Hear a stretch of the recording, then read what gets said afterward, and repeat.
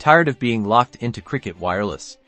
This video will get you unlocked and ready to switch carriers in just a few simple steps. First, let's make sure you're actually eligible to unlock your Cricket phone. You'll need to meet Cricket's requirements, typically including having an active account for at least 6 months, with no outstanding balance. Check Cricket's official website for the most up-to-date policy, as it can change. Once you've confirmed your eligibility, request your unlock code from Cricket Wireless customer support or, if necessary, a reputable third-party unlocking service. Remember, getting the code might take a little time, so be patient. Now, power off your Cricket phone and insert the SIM card from the new carrier you want to use. Power your phone back on. You should see a prompt asking for the unlock code.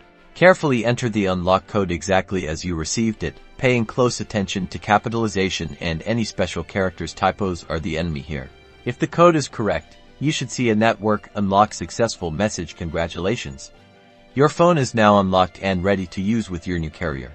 If you encounter issues, double-check the unlock code, ensure you've met Cricket's unlocking requirements, and consider contacting Cricket Wireless support for further assistance. You can also check your phone's IMEI number to confirm it has been unlocked. To confirm everything is working, make a test call to ensure your phone is successfully connected to the new network, and that's it. You're now free to enjoy your Cricket Wireless phone on any compatible network. Don't forget to back up your phone before starting. Thanks for watching.